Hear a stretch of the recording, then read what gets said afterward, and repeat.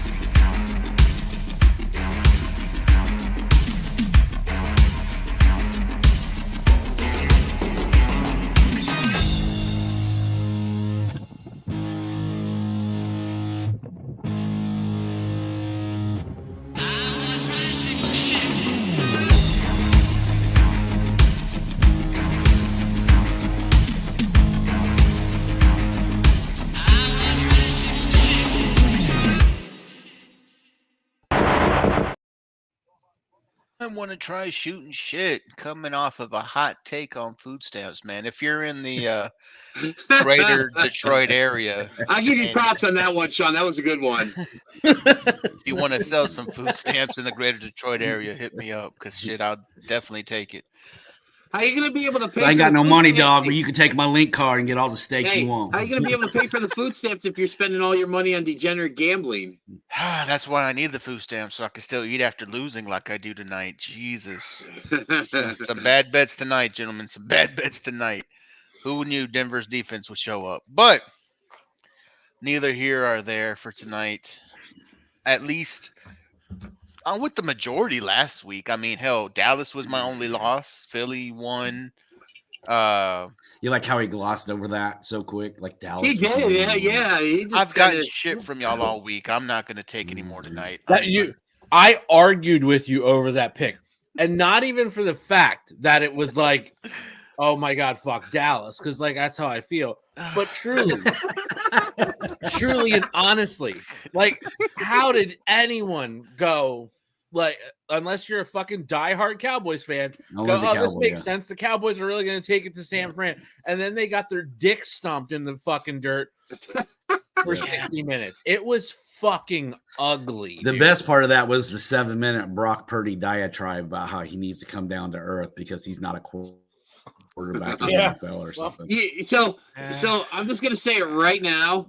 I'm hoping for a Rangers-Phillies World Series because the back and forth between you two during football season is classic enough. Throw a little World Series in on it. It's just going to make for some all-time like. Dude, gonna be real you bad. can hope. It'll You be can ugly, hope, dude. You can hope in one hand and piss in the other food stamps because that's not happening. The Rangers ain't getting past the Astros, man. But That's here's not the thing, though. Going into the Astros series, and I swear we'll get into wrestling in a minute, guys. Going into the Astros series, we're getting Gray back and we're getting Scherzer back activated.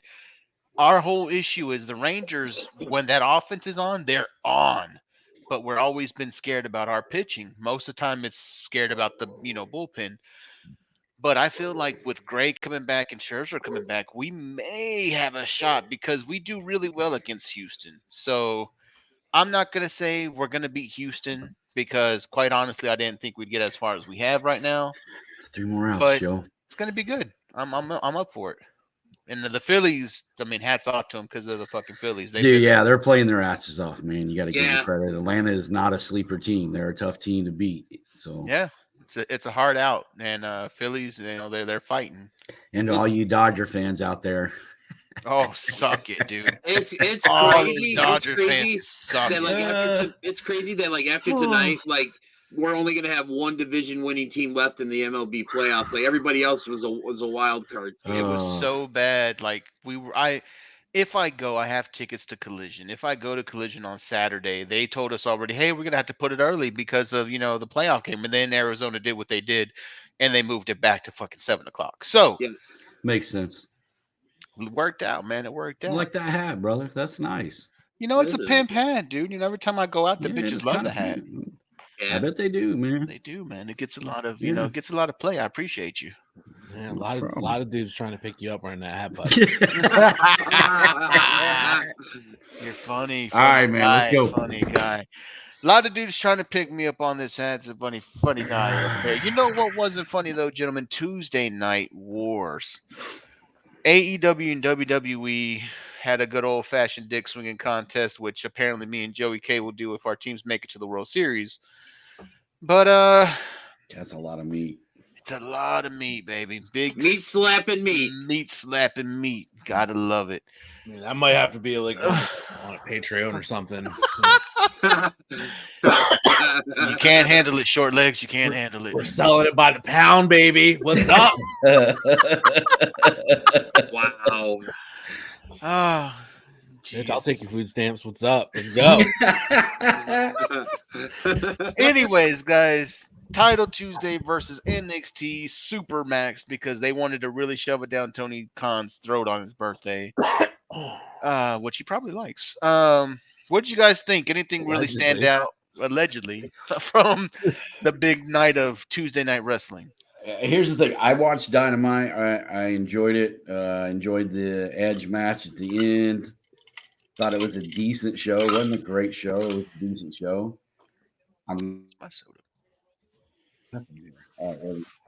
Be completely honest, I kind of feel like I fucked up by not watching NXT. Wow. Because I would have loved to caught The Undertaker live and seen that happen. And for me, normally back when they were doing this every week before NXT moved to Tuesdays and they were doing it, at Dynamite versus NXT on Wednesdays, I would always watch Dynamite live and then go back and watch NXT on my DVR. This time I actually watched NXT live and then went back and watched Dynamite on my DVR. And I'm so glad I did because to me, it felt like NXT put on a better show overall, I think. And yes, it had something to do with, put them bringing Cena and Taker and LA Knight and Asuka and everything for, but it's not like the WWE guys overshadowed the NXT guys. Like, I think every single NXT, like WWE guy that was on the show, other than LA Knight, who was just basically a referee, gave some sort of rub to one of the NXT guys. You have Asuka paying respect to Roxanne Perez after their match. You had, Carmelo Hayes had the rub with The Undertaker, and even Braun Breaker in getting chokeslammed by The Undertaker had that rub. And then Carmelo Hayes getting the love from John Cena as well, too. And I think that the WWE talents were used exactly the way they needed to be used. on NXT, and I think that's one of the reasons why I really enjoyed NXT as much as I did on Tuesday. Jody? I watched bits and pieces. Mid. All kinds of fucking mid. NXT, mid. AEW, for sure, fucking mid. Ugh. Where do I start? In the middle, man. Start in the middle. Yeah, why not? Okay, I'll start right in the fucking middle of Dynamite. Now let's fucking talk about it. The MJF Juice Robinson deal. Rock hard. And man, does anybody else think Juice Robinson sounds like a pissed off teenager? Yeah. Oh, yeah. Cuts a promo? For sure. That needs to be on ADD meds. So here's the thing, and this whole thing proves a point of why I fucking hate AEW fans. Because y'all some dumb motherfuckers. You're some fucking absolute fucking morons. You know, you're gonna sit there and claim to be fucking, oh, I'm an AEW fan, I'm an AEW fan. Well, that's cool. And you think you're better than WWE fans because you go, oh, people who watch WWE only care about, that's the only thing they care about. They don't look at anything else outside of WWE, blah blah blah. Well, neither do AEW fans, and you guys fucking proved it. Has anybody not fucking noticed Juice doing the whole fucking quarter thing for the past, I don't know, 4 fucking years since he went to fucking New Japan? Yeah, like, it's been his thing. It's been his deal. That's one. Number 2,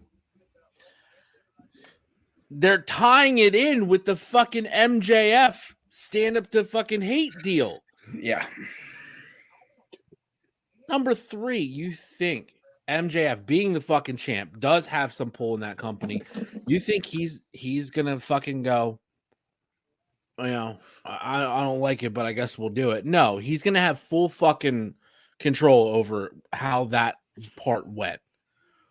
That's just the truth. Is there bad timing because of the current state of the world?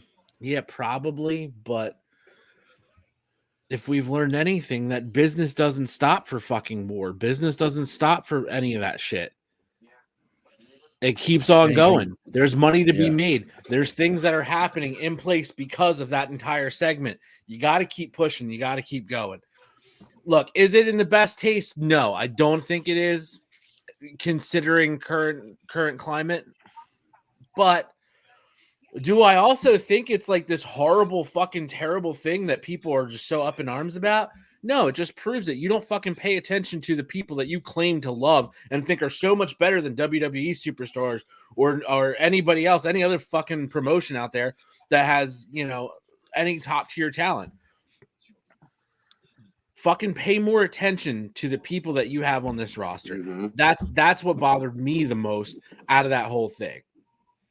So that's right in the fucking middle. And the other shit, I don't fucking care.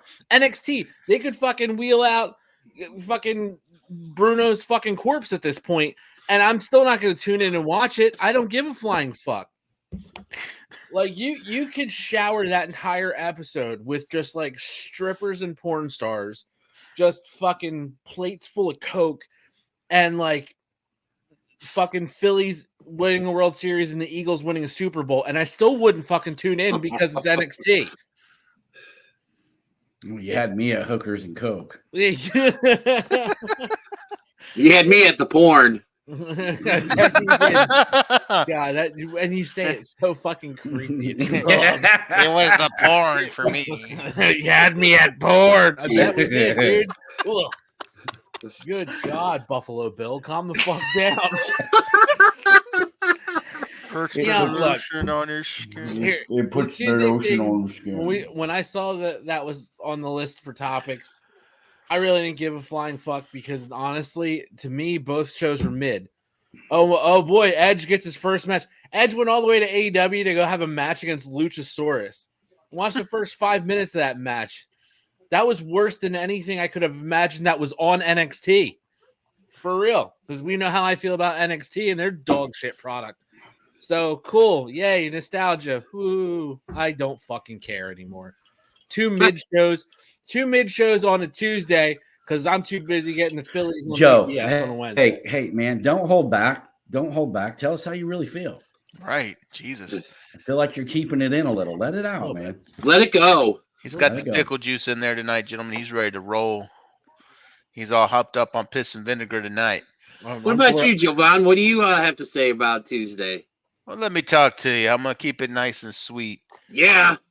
I liked it. I mean, NXT to me did put on the better show. AEW to me is just booking issues, man. I don't get the Penta title drop. The Phoenix title drop. I don't get a couple of things that AEW did right. I don't fully agree with, but NXT with the mix of nostalgia and the mix of current and future to me had the better show. Mm-hmm. You guys already know I'm a mark for Roxanne Perez. She put on a great show with Asuka. I like what they're doing with Braun. I feel like Breaker's going to come up pretty soon, right? That call up is coming, and they're starting to plant seeds. Mellow as well too. Mellow too, but I mean specifically with Breaker, and maybe even Ava Rain.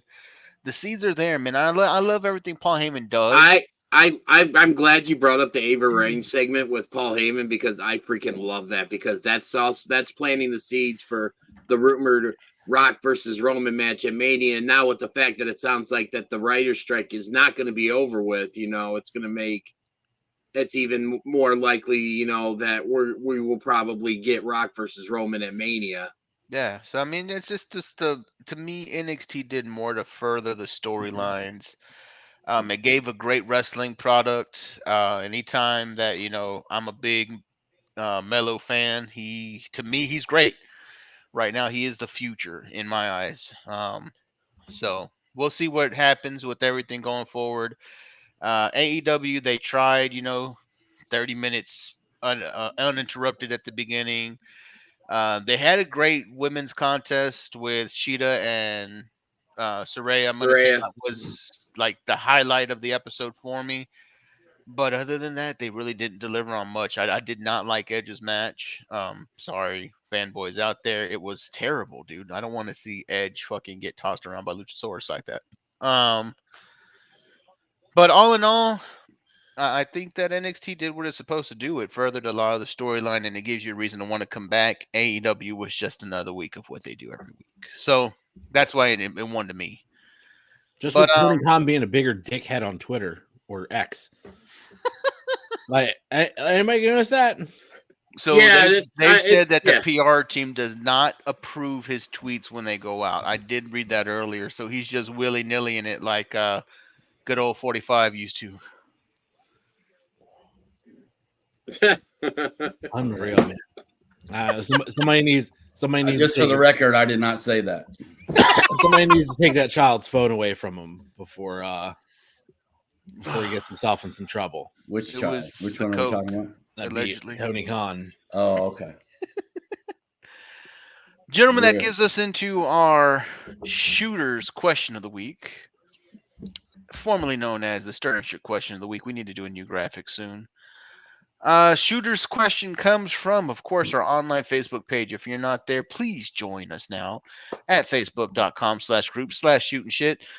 Be great if you can just join on the show page. Let us know what you want to know, what you want to talk about, what we want to talk about.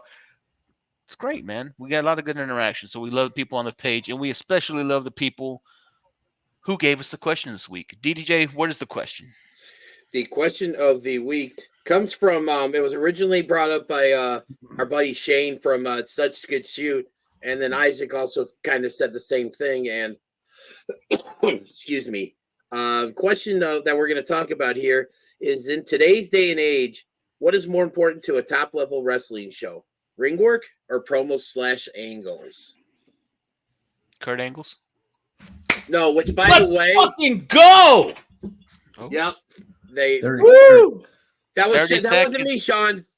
30 fucking seconds, bro. I just said. Dude, what did you expect from me, man? The fucking Phils are going back. A little fucking restraint, man. You can't keep it kayfabe for fucking 30 seconds. Woo! Spoiler alert. But Wait a minute. Okay, Jovan, what were okay? I got sidetracked by Joey K's little outburst. So What? Come on, ADD. You were talking about the question of the week, man, coming from our boys that shoot such good shit, where they were talking about what is more important in a pro wrestling show? Is it the actual mat work, the in and out between the ropes, or the storylines and the promos that keep you coming back? Which is more important when you're watching a top tier show? Who wants to hit it? I'll go. For me, it's something that. Give me a sec here. Yeah. There it is. Sorry about that. Hairball. Yeah, it's Cough it up. It's mine anyway.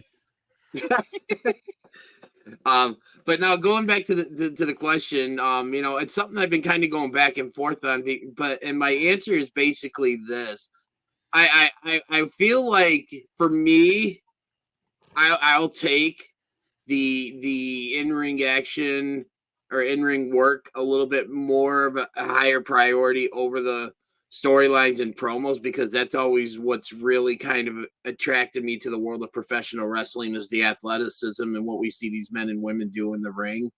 But it's not by much, because while I value, I look at, or I prioritize the in-ring work a little bit higher than the stories and promos and stuff, but you really can't have one without the other, because to me, you can have, and I think AEW right now is a perfect example, because it seems like they're putting more of an emphasis just on the in-ring work than the majority of their angles, because they're either hot-shotting them, and the very few that they're kind of slow burning, with like Adam Cole and MJF, which I think we all still think that ankle injury is a work. Well, it's 4 months of ankle injury if it's not. Yeah, and he's putting off his surgery now for what, 3 weeks or something. But to me, I just, like I said, I prefer the action, because I mean, you can tell, you can try and tell a story in the ring, but if you don't have the athleticism or the right talent to tell that story is going to fall flat on its ass, or go flop face first into a pile of shit and stuff. And I feel like you need that in-ring action to kind of help illustrate the story, because you need that in-ring action that's going to give the commentators stuff to say, because the commentators are the ones that are basically telling the story to the people that are watching it on TV. They're telling what's going on, they're giving background, all that stuff. And really, if they don't have anything to call in that ring, then they're just sitting there and, twiddling their thumbs or, whatever. So for me, it's the in-ring action, but it's not by much. Mr. Wolf, do you mind going next? This is a tough one for me, man, because I'm obviously the one complaint I have about AEW is storyline, and I don't feel that there's a lot of great mic work that goes on there. Even your guys like MJF and a couple of the other guys who are really good on the mic don't consistently do it every time out. So one thing I'll always say about AEW is the storylines are shit, but at least the matches are good. So the one thing I think you can, I guess I'll say it this way. You can have great matches and have shoddy storylines and shoddy promos. You can be a great in-ring worker, have great matches, and entertain people at shows without great storylines and great promos. But you can't have great promos and great storylines and not be able to work. Yeah. So in my opinion, ring work is way more important.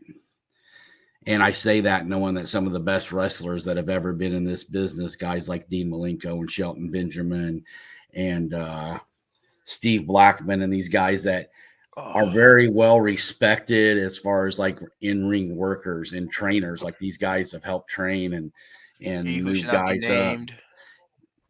Yeah, exactly. These guys that are great in-ring workers, but never actually, they were all respected and put in positions to make upper echelon talent look so much better. I'll even go one further. Steve Regal. William Regal, Yeah. that's a great William one. Regal is a great example of a great in-ring worker who it took years and years and years for him to be comfortable enough to be on the mic and put talent over. As even later in this, it was late in his career. Yeah. In WWE, and that was simply because when he got there, somebody took him aside and worked with him on it. Because if one thing the WWE is, NXT is like wrestling for college. You know what I mean? It's like college. It's these indie talents get signed. They go there. They're grabbing these kids now. Some of them like Thea Hale's like 18, right? 19. So 19. whatever, right out of college or high school, getting signed and coming in.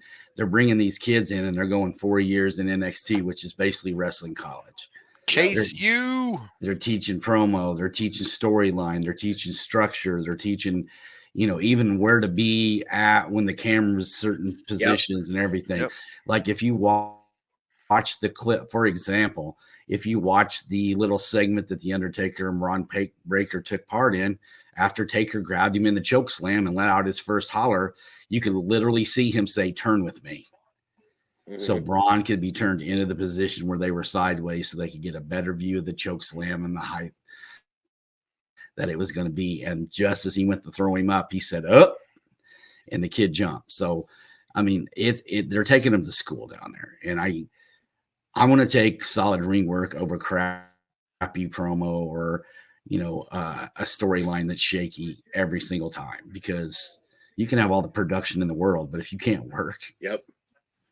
And see, and when I really liked what Silver Wolf had to say there, and I agree with him 100% and stuff. And see, that's why I think this move for Jade Cargill going to, the WWE, and hopefully she gets some time in NXT before she goes on the main roster, because what he said, what The Undertaker did with Braun Breaker, turn with me up, and stuff like that.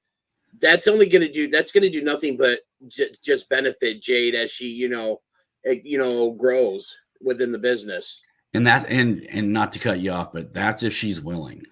Yep. Agreed. I will give you that. Yes, I will agree with you there. I don't get me wrong. I don't know how she is in real life. Like, I don't know her as a person or as an athlete, but there's an air about that girl. There is an air about her that I'm a great athlete. There's nothing I can't do.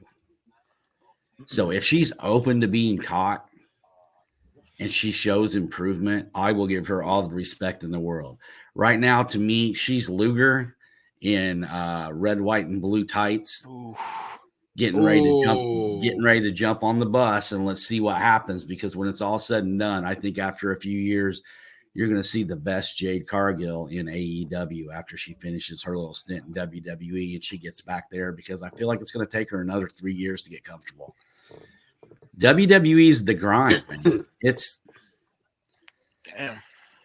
the highest level. I like that.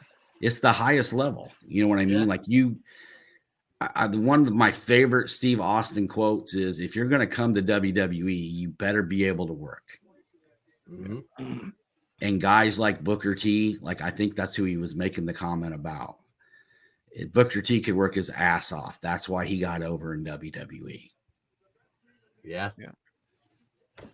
Joey, you want to go? Yeah. So there's two answers I have. Number one is, it depends on who you want to work for, is what's most important. Such a good answer. That's a good answer. That's a really good fucking answer, bro. Yeah, that's the first answer I came up with. Was like, it's a good one. Yeah, it's you can be really great on a mic somewhere and still be dog shit in the ring, but they're gonna love you and you're gonna sell some t-shirts. Or you could be fucking absolutely out of this world, getting the holy shit chants and all that good stuff, but then stumble over your words constantly, to where you probably have to be partnered up with somebody else who can speak for you. But that was my first answer. And then the more when you say that, I'm sorry, when you say that, who automatically comes to mind for me? Austin Theory. Yeah. Here's a guy who has everything. He's got the look. I feel like he's a good in-ring worker. He's got great hair. He fucking chokes There's nothing believable in mic. his promos. None. As hard as he pushes and tries, there's nothing believable about it. And Nothing. that's 100% it. But then I started to think, as far as and this actually made this decision a little bit easier, is I agree with Sean, where I think more important is your in-ring work. You can work on, depending, and a lot of it depends on what kind of character you are. Maybe you're not suited for that heel spot, and you're really a baby face, and you're fighting between it. And there's a lot of X factors in that. But in-ring work is in-ring work, and what made me think that is, think of the guys that have the language barrier in the U.S. Think of Shinsuke Nakamura. Everybody knows he can fucking work his ass off. He's amazing. He's great. But there's a language barrier. Yep. Asuka. Io Shirai. Yep. You can go down the list. It's so to me, it's like, and these are all talented people that just work their fucking asses off, and they're still super over because of that. And all three of those people are gods in Japan, bro. Yep. Correct. And especially Nakamura. Yeah. So to me, I look at it as that in-ring work is definitely the priority. And what you said about Regal too was really good, because in all honesty, the greatest fucking promo, in my opinion, was his promo against fucking Claudio Cesaro in WWE. Like, great fucking promo. What the fuck, dude? Yeah. I'll watch that on YouTube. I'm ready to run through a fucking wall. Like let's go. That's some fucking awesome shit to listen to. Because it was, not to cut you off, but I think the reason why that thing was so great, because it wasn't the character. No, that was him. It was him. It was all him. And dude, when you tap into, it's why everybody loved Austin. It's why everybody loved The Rock. It's why, even MJF to an extent, like, we all know that guy's a dick. Oh, yes. It's just they tap into that something that either they've turned into that thing, or they was that thing to begin with, and they're just expounding on it. And that's the best. That's the best shit, man. Sorry, I don't mean to keep interrupting you. And also, like what Sean said, is that it's real. Like, they're real, and that's why guys like Mance Warner and because they're just real, and Eddie Kingston, they're just real guys. A lot of people can identify with them, and I think that's why that the guys like those two are so popular. I mean, that Sean and I especially, but we're all Mance Warner fans, but Sean and I are especially really big fans of Mance Warner. So it's what you just said about Theory. It's that level of believability. So and you can really start to break it down when you look at like Austin. Austin said it best. Tell me somebody who doesn't want to kick their boss's ass. Like, Yep. I'm underpaid, underappreciated around here. Fuck this place. I'm taking it over. There's that. Look at The Rock. Every fucking person wants to be as cool as the fucking Rock was in 1999. Right? Like, come on. Like, he was so fucking over. Everybody wanted to fucking talk like him, like dress like him, like all that shit. There's that believability there. Yeah. Like, he's inspired like a generation of wrestlers that are coming up now are all trying to do the Rock thing. And some of them are successful. I mean, look at Ricky Starks. I mean, Ricky Starks is kind of pulling that off. A little bit. Bit. He's a little Rocky. Yeah. Definitely pulling it off. Like they're pulling these aspects and elements of it. But there's always that believability in that. When you get somebody you just can't believe in, or you don't see anything like, I can relate to that, or I see something of my own personality or self in that. That's where it's just like, I don't give a fuck what you do, man. You gotta change some shit. Like, you could be the best in-ring talent possible, but you're not going anywhere. Yeah. Nobody's gonna give a shit. And I know this is gonna like cause you guys to be like, oh fuck. But to me, the best example of what we're talking about right now is Eddie Kingston. Yeah. Eddie Kingston is Isn't that nice? We didn't plan that. You got a stack of autographs, just randomly pull one out whenever. We did not talk about that before the show. Just no, Eddie Kingston will be part of our charity sale that's gonna go benefiting Project PHAT, man. And I thought what a better person to lead it off with than Eddie Kingston, since we're talking about promos. So well, and that was kind of what I was getting ready to say is Eddie Kingston's a great mic guy. Just a great mic guy.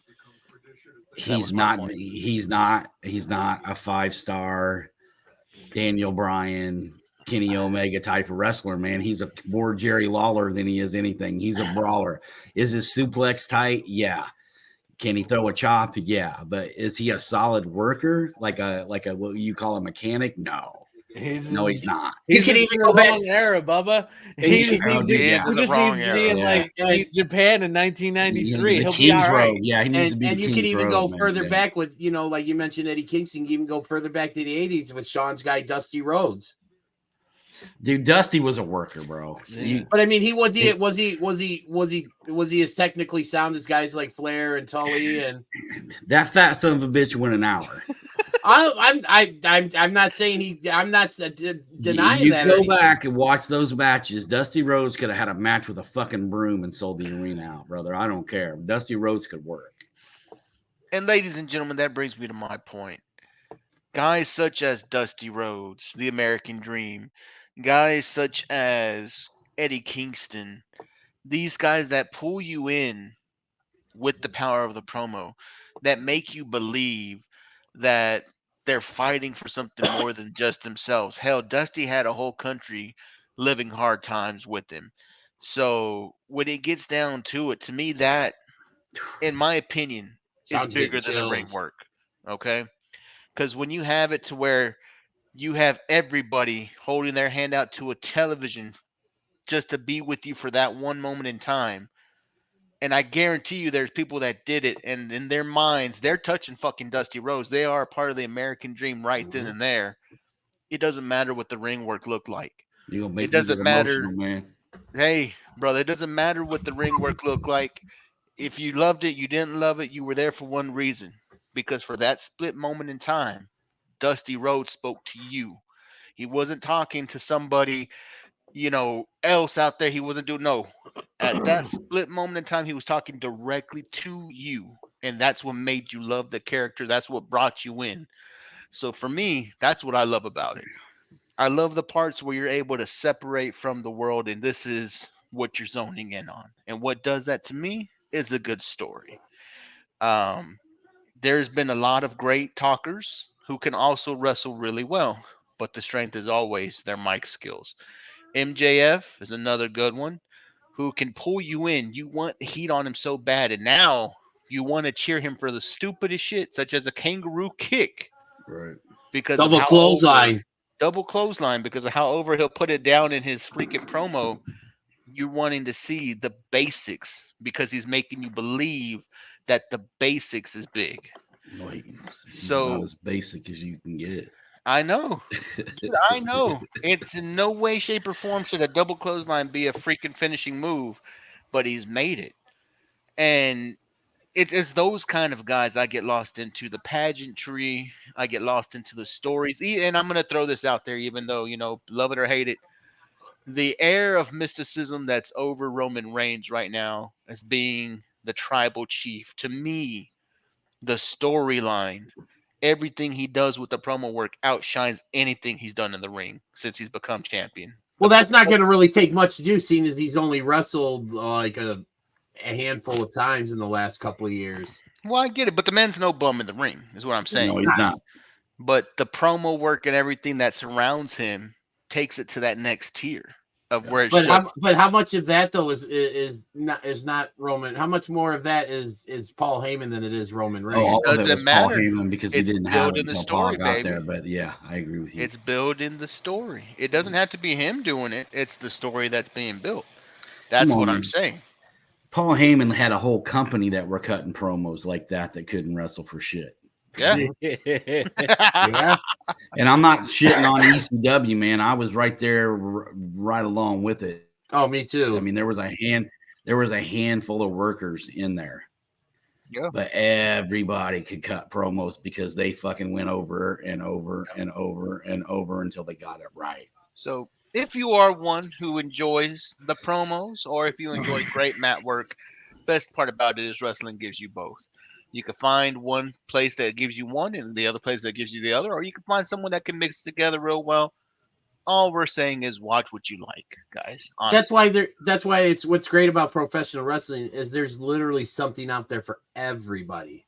Exactly. And if you like great mat workers, you might like this here. That is William Ospreay, and the Switchblade Jay White will also be on sale during our charity event.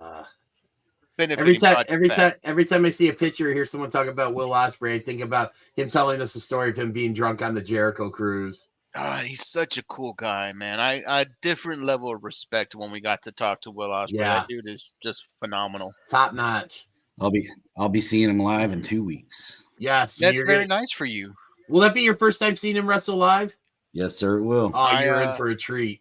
I would have loved to gone, but it sounded like it was a bromance trip that was set for 2. So there'll be 3 of us there. Ty will be there too. Yeah, but are you guys all 3 sitting together, or I don't know. Me and Pat got general admission. I don't know what Ty got. He probably got ringside or whatever. For Ty? I didn't boot you at all. You wasn't even a thought until you said, "Hey, are you going?" I'd already had my tickets for a month. Hours away. Like I was like, "Hey, you guys call me up whenever there's some good shows. We could hit them together." Dude, we're going to a show tomorrow night. Now, yeah, you guys are going to a show tomorrow night. What? Yeah, we're gonna go see CSW. I appreciate the call on that one too. Gonna meet Gangrel. You see what happened, Joey K? I moved closer so I could try to go to some things with these bums, and they're cutting me out. Hey, Sean, didn't we invite him to go with us to the AAW show? We did. Hey, dude, I had to pay to become a freaking legit Michigonian, so I had no money. I was broke. You guys aren't going to be able to get my big ass to Chicago. So... All right. That's okay. That's okay. Now that I hear a lot of this, and all I'm hearing is excuse. A little more sure-footed, I guess. That's okay. I'll just, you know what I'm gonna do, Joey K? I'm gonna look at the Chicago wrestling scene, and whenever there's a match that I'm like, oh, that might be cool that my friends will go to, I might just buy a ticket in case they want to go. I'll see them there or not. I'll just be like, oh, hey guys, you know, like that random dude that nobody wants to fucking talk to, while DDJ wears a fucking Cub shirt that he drew himself. Looking like a 5th grader. And yet I'm the one they don't want to be around, right? The guy that the fucking crowd out there, you guys, the listeners, said I was the one that you would want to get a beer with. Well, these jerk-offs don't even want to watch a fucking show with me. No. What are we talking about next? I'm done. And you've been so humble since that happened, too. Oh. I get Sean, one fan. I think we might want to send some cheese to Jovan for all that wine. I get one fan and you guys change on me. I can't believe this. We change on you. Timeout. Flag on the play there. That is the biggest piece of horse crap I've ever heard on this show. You get one fan and we change? No, fuck you, man. You change. Fuck you, man. Got him all worked up. I did. Got him all worked up, man. God damn you, Jovan. I fucking hate your guts right now. And just for that, I got 3 words for you. Fuck the Cowboys. Well, you're going to hate on Dallas. We're going to talk about Dallas then. We're going to talk the Iron Claw, ladies and gentlemen. The Von Erich's Legacy movie coming out. They dropped a trailer and shit looks phenomenal. Oh, man, dude. So in a perfect world, we'd get to go watch that together. Oh, yeah. In a perfect world, if we can figure out the logistics, I'm down. Joey, perfect world. Somehow. It's in December, right? Ain't it? Sometime in December. December 22nd is the day it opens. Like right before Christmas, isn't it? Right before Christmas. We'll have to wait. Yeah, December 22nd is right before Christmas, buddy. Merry Chrysler. Santa's coming. DDJ, have you already sent your Christmas list to Santa? Not yet. I'm working on it, though. All right. I'm sure you already have all the wrestling T-shirts that you could ever need, but you might as well throw some on there. You imagine how much they cringe when they see that big motherfucker coming to sit on their lap? Hey, I went and saw Santa last year, and he got up and walked away just fine. I bet he. They call that motherfucker the Iron Lap. At least you were gentle, buddy. That's the important. I had to be. My son was there. Oh, jeez. He's so fucked up on so Iron many Claw, levels. ladies and gentlemen, the story about the Von Erichs. Starring Zac Efron. I think MJF is in it. Who else? Yep, Who are some He big plays names? Lance Von Erich, yeah. He plays Jeremy that Allen was White, the- who plays, he's on the show with the Bear. The Bear. Fucking He Carly. plays That Carrie cooking Von show. Erich. Chef. He plays Carrie Von Erich. I only have one complaint. Okay. My problem with them casting actors as athletes is Jeremy Allen White is like 5'8", Yeah. and Carrie Von Erich was over 6 foot tall. Monster Man. I'm pretty sure David was like 6'5". Yep. You know, and then the three guys that they got playing the Freebirds they look like they're fucking male models. And anybody that's ever fucking seen pictures of the Freebirds know better than that shit. Buddy Roberts was known for never brushing his teeth. Michael Hayes was basically a hairy male whore. So here's I got the. Did you see that? It was the Come mother. on, man. I'm making a point. Make Why your are you point, always make your You jumping didn't on even me? get to fucking Terry yet. Come on. God damn, man. God damn it. Got that one picture of Michael Hayes where he's got no underwear on, his pants are unzipped, and he's holding a bottle of Jack Daniels. Even then, in his 20s, he didn't look as good as the guy playing him. The guy who's playing Terry Gordy is like 50 pounds lighter than Terry Gordy, and they're all bigger than the Von Erichs. The guys that are playing the Von Erichs, man. I mean, who booked this shit? I don't get it. I just don't get it. Zac Efron is Kevin Von Erich. Hollywood, brother. So I'm looking at the cast on IMDb.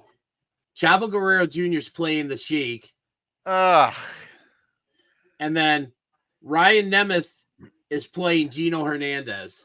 oh, that could be good. I like that. I'm thrilled about that casting, to be honest with you.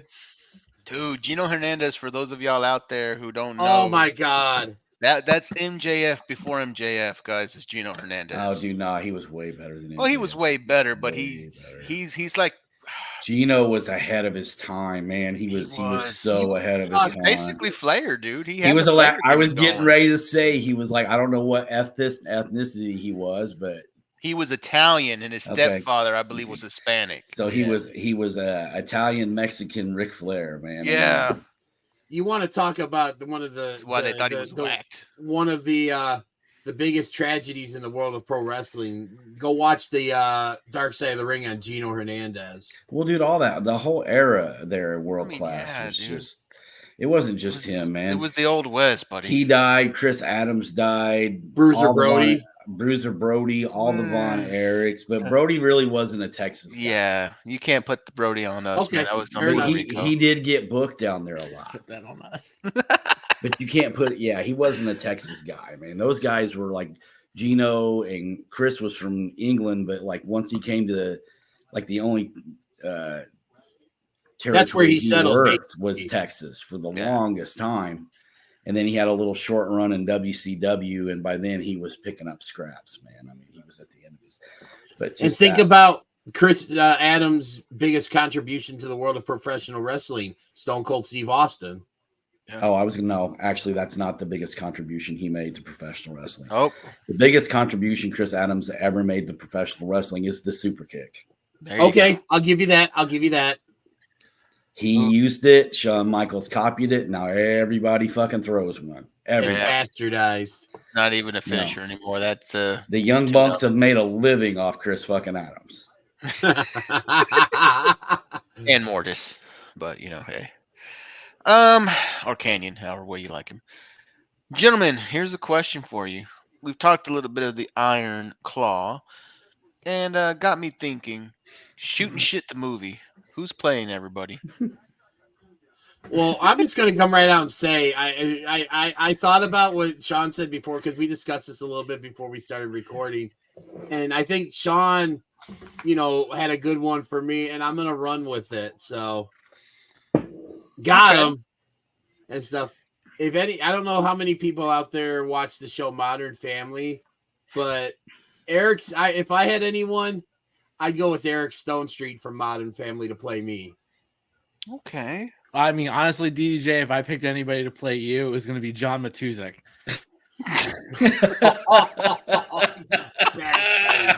That's a good one too. That's a good one. Hey, you guys! Hey, you go. I've been waiting since we started to do that one. I've been waiting this whole fucking time. That was Oh so my good. God, how'd you keep that in? How did you hold it in, dude? Jesus. That's a good one. Here, I'll give you a golf clap. Well, I have no idea who should play me, but I actually got it. I think Fred Oh, Durst. hell. You should play Fred Durst. I am Durst. I am trying to make a point, and every time I open my mouth, you start flapping your gums. You and your food stamp shirt, sit there and be quiet. Gabriel Iglesias should play you, Jovan. That's who should play. Fluffy should play you, man. Everybody likes that guy. He's fluffy. He's fluffy. probably 36% whatever the fuck you are. Because you claim to be 2% this and 48% that. And I think you're, in the time that I've been on the show, you're part Samoan, you're black, you're Puerto Rican, you're Jewish. I think you're Jewish. I think you've had a little Swedish in you, if not on you. I don't know. He's had Swedish in on him. So, well, I mean, it's crazy nights. I think Fluffy would be I think he'd make a good hot one. You know, I like that one, man. I'm not going to lie to you. I've always said Fluffy beat me to the punch. Oh, really? We're going to play the baby mama up there. No, that's who's going to play evil. Oh, that's going to be... That's great typecasting there. That's baby mama. That's baby mama right there. Yeah. Oh, Jesus. Well, guys, I've got one for DJ. We got to hear Joey K though. Oh, that's true. We got to get one for Jody. Who's got a good one for Jody? Oh, come on, man. Peter Dinklage? No, the guy who plays Silent Bob. No, would be great for Joe. No, Silent Bob is real skinny now because he had a heart attack. I know he'd have to gain some weight, man. He went straight. He'd have to bulk up. I know who would play. I have a good idea who would play me. I would say Kevin James, but I think Kevin James is way too big to play you. Yeah, that's a big dude. It's not a good casting now. I would go with Nick Frost from Shaun of the Dead and yes, yeah. Ready Player One. Player One. Was he? That's a good one. No, he wasn't in that. You're thinking. Of Simon Pegg. Yeah. Okay. Yeah. Sorry. My apologies. Frost is the friend. Yeah, not even close. Simon Pegg. That's not even close. Yo, I like Nick Frost. That's a good casting there. One Halloween, I was like literally the Gotwood T-shirt. I had my hair and I just shaved a chunk of hair out like he had in the movie, and it was just me like just hanging out, just wearing that outfit, and everybody's like, "Oh, that's and sprayed fake blood on the shirt too." Like, so that was it. Dope. So for the wolf down there, man, for Wolfman Jack. I got one. What do you got? Clancy Brown.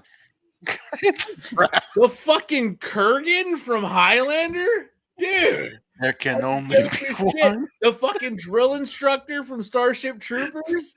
Yes. Fuck, man. Like, come on. That's fucking good. Talking about Michael Ironside, man. Is that who you're talking about? No. Michael Ironside was like their fucking leader, the guy, their drill instructor at training. That was Clancy Brown, the one who threw the fucking knife through his hand. And he was like, "Medic!" Like, yeah, that dude. See, I'm happy you did that. So I can go here with DDJ's Zach Galifianakis. Oh, that's a good one. That's a good one. I like that one too. It's greatness. That would be a hell of a movie, guys. We'd make a pretty stupid show. I think it'd be great. We already make a stupid show. This is true. Shout out to the 30 of y'all that listen. We love every one of you. Buy a shirt. Buy 2 shirts. Buy 2 shirts. Holidays Buy all the fucking shirts, man. Holidays are coming up. Get one for you. Get one for your special somebody, whether it's a man, woman, child, dog. You know, buy one for somebody that you care about. Buy it for the dude at Culver's that we keep trying to give a free shirt to, but we can't find anymore. Hopefully he didn't get whacked by the mob either. But guys, it is time for the shootout. Our last thoughts, our final thought of the day. Who wants to start? It's called the shootout? I thought it was something else. I don't know. What did we say earlier? Offshoot? The offshoot. There we go. Shit, I'm all over the place. The offshoot. Now we can just vote on which one sounds better. Well, the shootout or the offshoot. What do you guys think? It's the same thing, just different wording. I'd say the offshoot. The offshoot. Well, we wrap up our final thoughts of the night. Who wants to start? Actually, I got a good one that I started, and I've been actually thinking about this since the weekend. So we all like from now on, man, you should just tell him to go first. Just tell him to go instead of because he always. All right, Dennis, go. Not that I care. I don't care. Go. So if we all like a good redemption story out there, especially in the world of professional wrestling.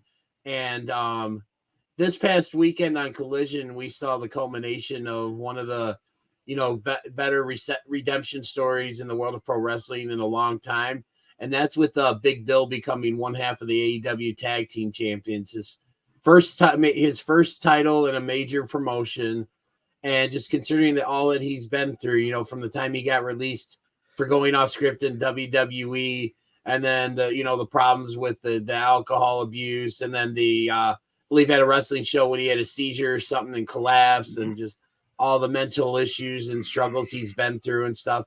And for him to see him battle back, get himself into arguably the best shape he's ever been in, showing up on Impact and wreaking havoc there, going to the AEW, and going through the stuff with like Stokely Hathaway and his group, the Firm, and then kind of going out there, just really kind of finding a niche with Ricky Starks and what they did this past weekend, dethroning FTR for the AEW tag team titles.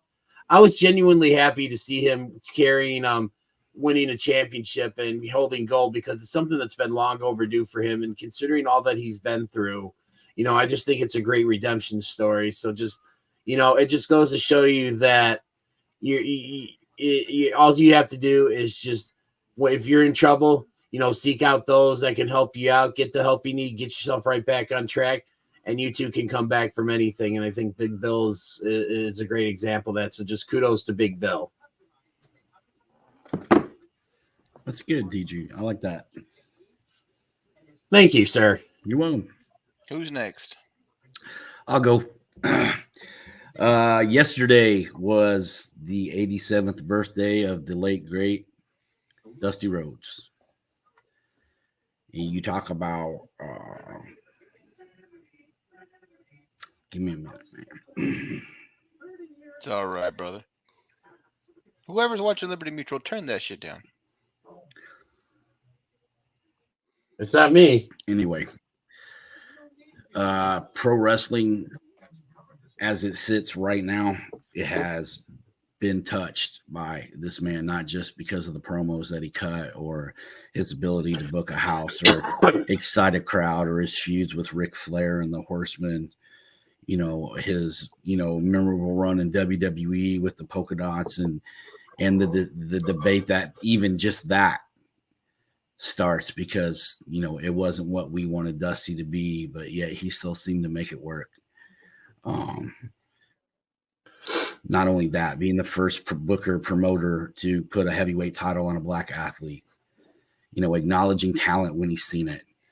The guys that we have that are in the Hall of Fame right now that have went in the last 10 to 15 years, I'm talking like Diamond Dallas Page and some of these guys that was nurtured and learned under the tree of Dusty Rhodes, guys like Paul Heyman, who hands down is probably going to go down as the greatest wrestling manager in history. Mm-hmm. Not even counting what he accomplished with ECW when he took both companies to the woodshed and put a whooping on them with a little shitty 1 hour show out of Philadelphia that hardly anybody in the country seen live. But yet he made everybody look that direction. And that's Dusty Rhodes. to all the kids that were in NXT, Sasha Banks, Charlotte, Bayley, Becky Lynch, Seth Rollins, Roman Reigns, Cody, his son Dustin, all the talent that he influenced and helped create and nurture and pushed and worked for on their behalf. The man's handprint and his DNA is all over the professional wrestling world. Every time I hear hard times, it just takes me back to that day. It was my 15th birthday. I've told this story before. I was sitting in the living room watching TBS on Saturday night. My family was in the dining room having drinks, laughing, enjoying themselves. It was a good night. And he cut that promo, and all I could think about was, that's everybody that's in the other room. That he's talking about my dad. He's talking about my uncles. He's talking about my family.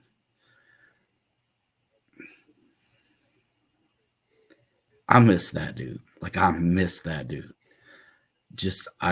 He had so much more to give. And the thought that it was just, if he'd have just went to the doctor a month sooner, if he'd have just went to the doctor and got checked out, he might still be here.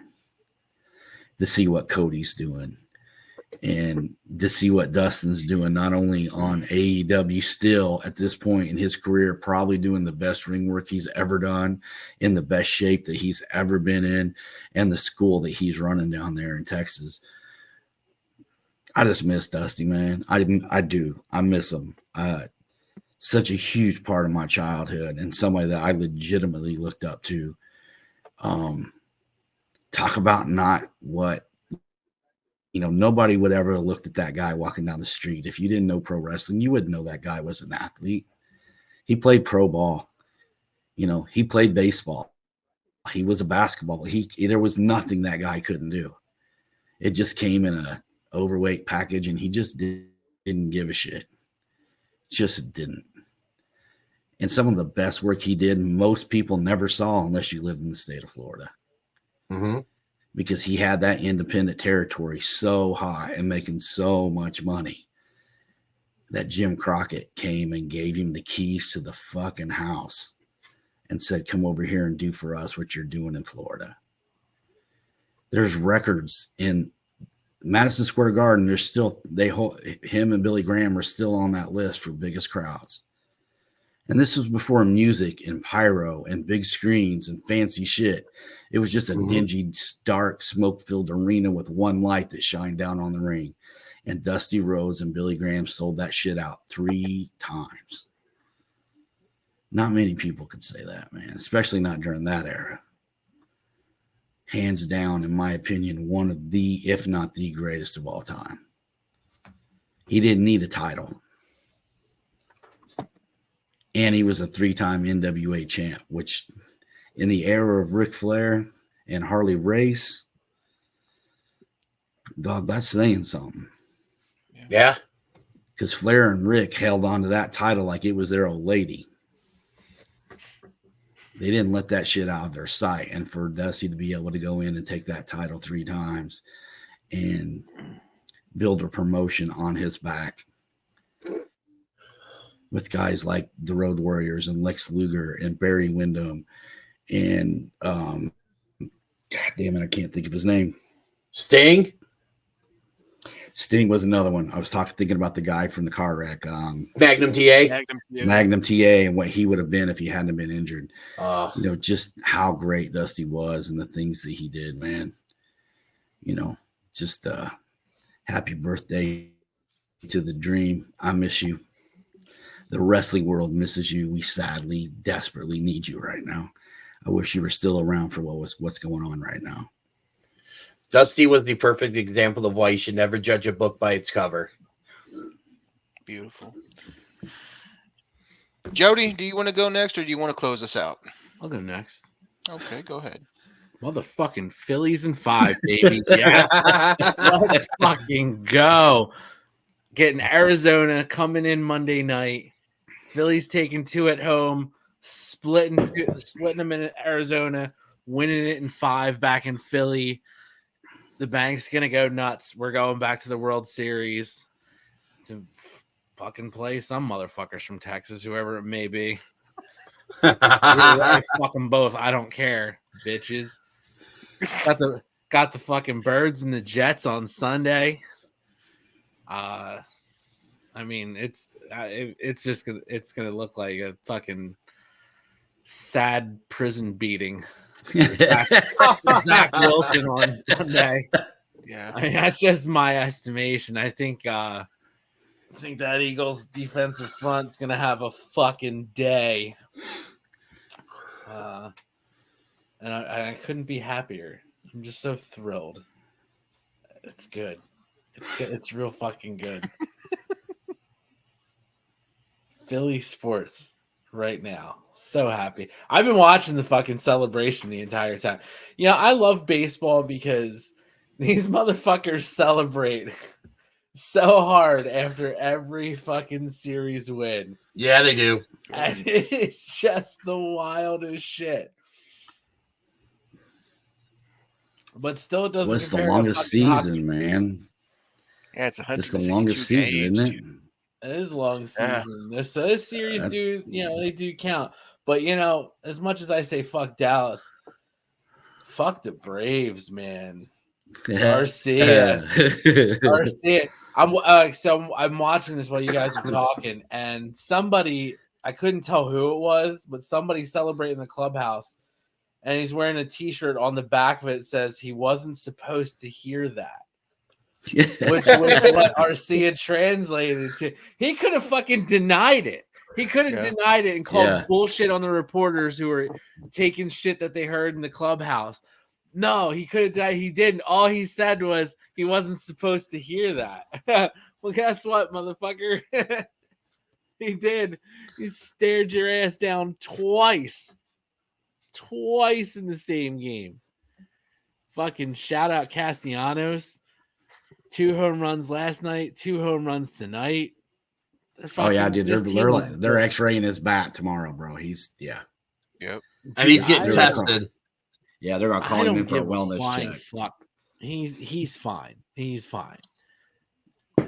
All I know is this: the fucking 104 win Braves. How many games did the Dodgers win? I think 100. Were they at 100 or a little bit over? I think they were at 100 exactly. It does not fucking matter how many games you win and win the division. This fucking Philly team was built for October. They struggled during the year, various points, up and down. But, man, you get them to the postseason, and it is a whole different fucking atmosphere. And nobody wants to come play at the bank. Who is the manager that said it's 4 hours in hell you got to play in Philly? Nobody wants to come here. I don't remember. Because these fucking animals are selling out 46,000 seats for fucking playoff games. And other fucking teams are struggling to sell tickets and put people in that stadium. This is why Philly fans are so loud in Atlanta in this series. Like, dude, there's nothing like Philly baseball in October right now. It's fucking, it's wild. It's fucking wild. Drop down one. Dude, I sat here tonight. Oh, 1-0 Atlanta. No biggie. No big deal. They got it. They'll be fine. Fucking Castellanos rips a solo shot. Tie game. Like, there you go. Just keep it moving. No big fucking deal, man. They're not fucking afraid to play from behind. Take big risks coming out of the bullpen. Dude, I think we got a World Series coming this year. What do you say, buddy? I like that. Nice setup. Well, since I'm being goated, I would like to say that while teams were playing today, yesterday, my team has been at home resting because they took care of their opponents 2 back-to-back sweeps. And I'm just going to say the Texas Rangers right now, that offense has woken up. the offense that scared us at the end of the season, because when we only needed one game, we had to wait to the very last game of the season to determine where we were going to be at. And yeah, we lost the division to the Astros. We ended up having to go the wild card route, but we did it. We went through, persevered. I didn't think we were going to get past the Orioles. I really didn't. Boston, not Boston, excuse me. Um, Baltimore has just a really good team, man. The Orioles were a great team. They're young too. They're very young and they didn't show up. And now we're going against Houston, who number one history of cheating. I'm gonna say that cheaters, trash can beaters. That's true. That's the real Bang Bang Gang. Yeah, exactly. Yeah. Guns up. So we're going against Houston. It's of course interstate rival, interdivision rival. Team that we play a lot, so we know they know us, we know them. But here's the difference. The last time we played Houston going into the last month of the season, our offense was off. For some reason, our offense took damn near the whole last month off. Right now, they're kicking it at high gear. Bochy has the boys believing. For some unknown reason, Creed has become the battle song of Texas. Can you take us higher? That's what we're going with. And I'm riding the wave, man. We are one of the rare teams still that have never won it all. We got real close with Hamilton a few times. 2 years in a row, you were one strike away. We do not talk about those. Too much hard memories. But we won our first one, man. We really do. I think Texas is really clamoring for it. They're really clawing for it. They're going to fight for it. Houston's going to be a battle. I don't think we're going to sweep Houston. Honestly, I don't see it going less than 6 games. But who knows, right? It's going to be a battle. There's going to be a battle in Texas. Whoever Philly gets, because I don't think Philly's going to have trouble, is going to limp into the World Series. So might be good news for Philly. So we'll see how it goes. But yeah, that's my little Ranger update on the back of that Phillies update. We're not talking Cowboys because we got demolished. It was worse. The key word and all that was limp. Yeah. Yeah. So that's great. But I will do something for you guys just because I am the degenerate gambler. This is what I do. Your picks for the week. You're going to take the Commanders over the Falcons. You're going to take Jags over Colts. You're going to take the Vikings over the Bears. And for a easy flex option, take the Lions over the Buccaneers. Good. Solid picks. Solid picks. It should be a good week. If you're taking money line and taking the actual spreads, it should be great. Only one that's a little iffy is that Bears team. Coming off of their first win, who knows if those boys are going to be riding high. But it'll be a solid game to watch. My final thoughts, so we can wrap it up. We've been talking, and it's coming soon, the big auction for charity to help Project PHAT, which helps, of course, veterans. Was it Project Headspace and Time? Timing. Guys, it's timing. There you go. Headspace and timing. It's a good thing that we want to give back to, right? We want to give back to, of course, people who have given what they've given for our freedoms that we may or may not fully understand, right? Not everybody understands what price that everyone pays for us to be able to do what we do every day. And me personally, being somebody who has had family members serve for this country, I've had members of the family die for this country. I understand that freedom isn't exactly free. So anything we could do to give back to these guys, definitely all down for it. I showed an Eddie Kingston piece that'll be going for sale. I showed the was it Jay White and Will Ospreay. I'm gonna also throw in there an Hangman Adam Page. He'll probably be a low start, like a $10 start there. It is certified by what is that? Pro Wrestling Tees certified. So, little Hangman Page action there for $10 start, dude.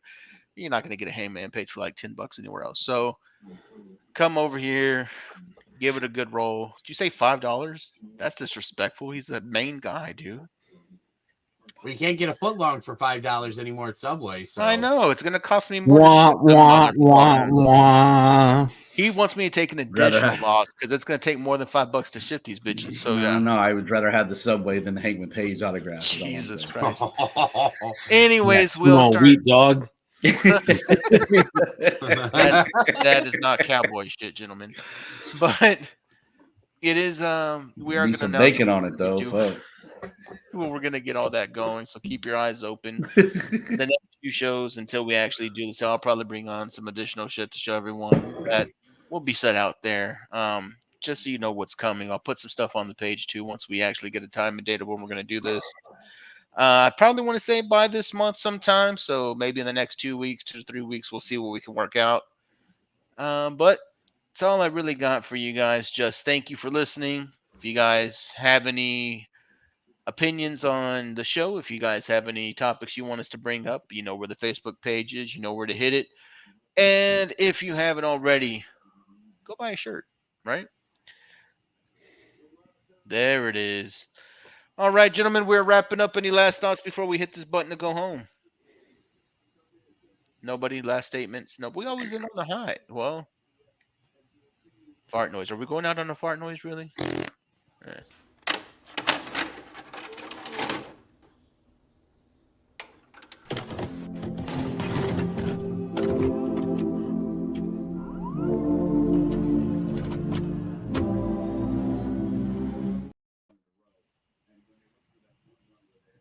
What the fuck y'all doing?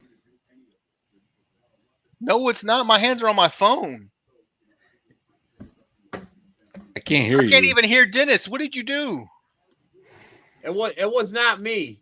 I swear to God, I did not touch Well, it. you two motherfuckers, the only ones with the button. Dude, my hands were on my phone. Cut all this shit out. Hold on.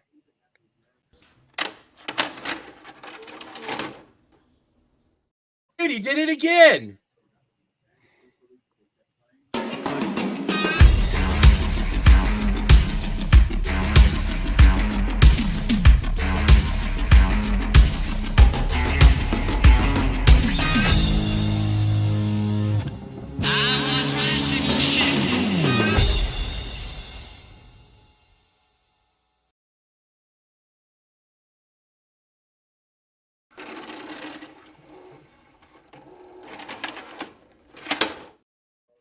There's a reason I have the videos labeled opening and closing. Yeah, dude, my bad. I didn't see that shit. Oh well.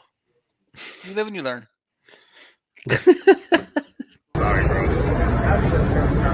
Legends of the Ring Sting, man. This is a great figure, old school figure. Looks great. It's Sting! Old school Sting from WCW. Guys, you know us, 3/4 of the Shootin Shit team, and we're here with a listener just like you guys. This is Jimmy from Super Powers Comics. My friend of almost 20 years. He's known him since you were 12. If you know people in Chicago, you probably know Dennis because he knows half the town, of course. But shooters, if you need action figures, comics, wrestling memorabilia, we just showed you Sting. Super Powers Comics. We'll put up their QR code so you can get a good look at everything they have coming. Give it a shot, shooters. Get your superpowers on and get your comics from our friend Jimmy, who listens just like you.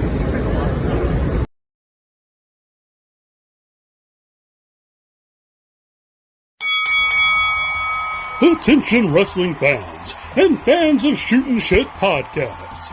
You can now be one of the cool kids by going to ProWrestlingTees.com and buy the official Shootin Shit t-shirt. Buy it now and be there at ringside. Be sure to check us out on YouTube at www.youtube.com/@SHOOTINGSHT. Find us on Facebook at www.facebook.com/groups/SHOOTINSHT. Check us out on TikTok at SHOOTINSHIT. And you can buy your official Shootin Shit shirt at www.prowrestlingtees.com/SHOOTINSHT. And thanks for watching.